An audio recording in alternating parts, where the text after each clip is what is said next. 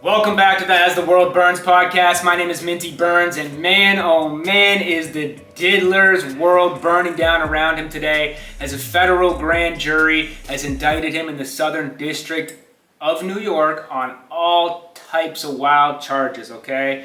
The funniest thing about the news we just heard today is that they found 1,000 bottles of baby oil in the raid at his Star Island or LA crib. They found KY jelly. They found an AR-15. Like, this shit is like an absolute movie right now. And I got my own theory on it that's different from a lot of other people's theories. And I'm going to let you guys know my personal theory near the end of the video. But first, I want to get a better understanding of all the different charges he's been hit with. So I'm going to pull up an article on NBC News that gives us that information. Before I get into it, make sure to like, comment, and subscribe, you know what I'm saying? Let's pull up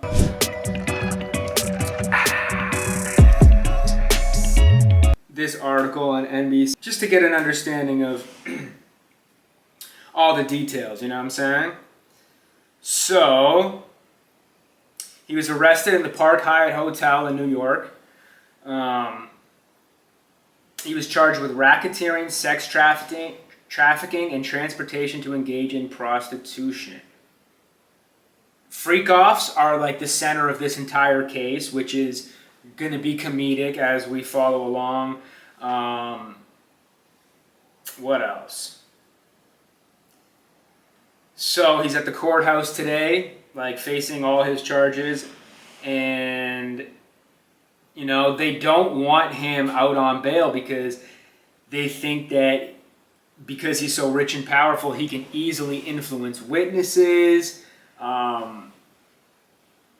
They also say that on one freak-off in Manhattan, in a penthouse, he was ordered to pay $46,000 in damages to the penthouse.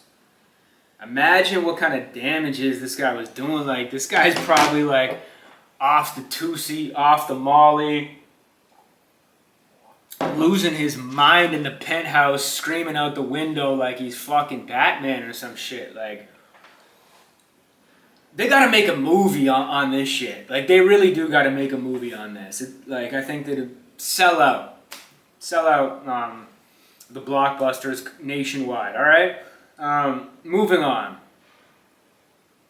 Combs accused of throwing a Molotov cocktail at a car, most likely Kid Cudi's, when he found out he was in a fling with Cassie.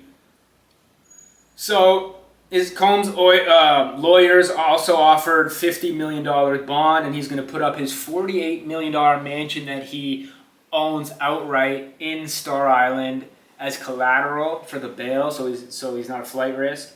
If you guys want to read the full 14-page indictment, it is on the NBC News website.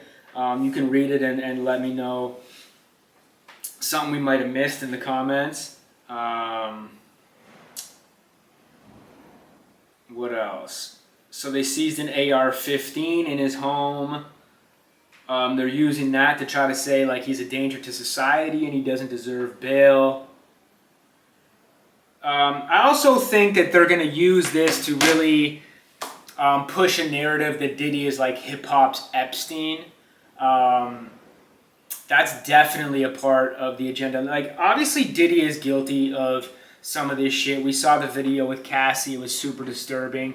But I also do think that they're using this to push certain narratives in the media, as we all know they love to do. And, you know, Diddy's a polarizing character, so this is the perfect shit to maybe distract us from what's really going on, like the upcoming election. Remember, there's only 2 months left, so if they distract us with all this Diddy shit, boom, the election pops up. All hell breaks loose depending on the outcome of the election. Everybody forgets about the Diddy shit. And, you know, they set this shit up. They time it perfectly. What else?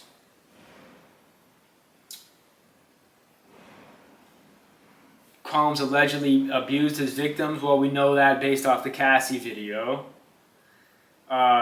Situations might date back to 2008. I guess that's as far as they're allowed to date back in court, because we know shit goes all the way back to the mid-90s.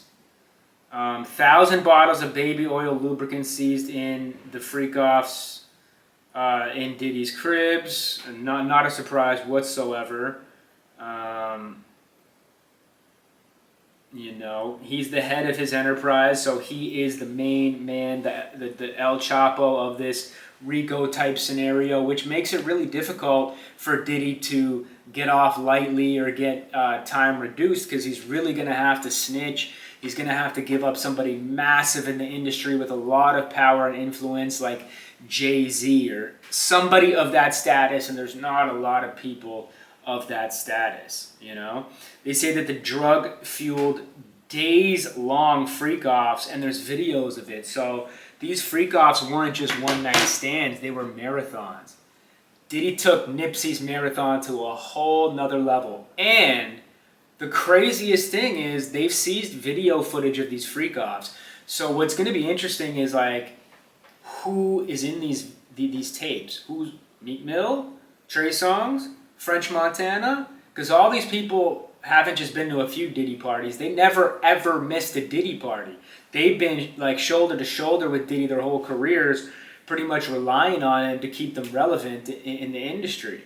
So it's going to be really interesting to see what other celebrities get pulled into this shit. And I think this is exactly what they've been scared shitless of since this whole Diddy shit broke out into the news.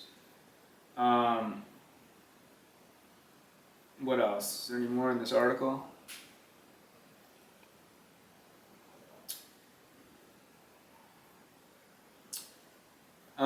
Yeah, that's about it for that. So, getting into my theory, personally, like I was saying just a second ago, I think this whole thing is set up perfectly to distract us from the upcoming election. They want us to be focused on this shit that's really not all that important in the grand scheme of the world, and they don't want us to be thinking about this election. So,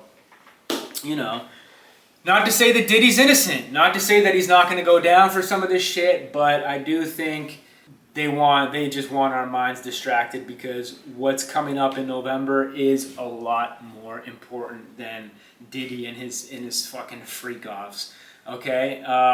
You guys let me know what you think about it in the comments. He's facing life in prison, so is he going to snitch? Is he going to give up somebody like Jay-Z? Is he going to do 10, 15, 20 years?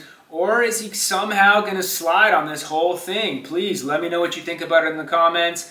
My name is Minty Burns. This is the As the World Burns podcast. I'm going to be back with another one real soon. Hope y'all have a blessed day and a blessed week. I'm out of here. Much love. Peace.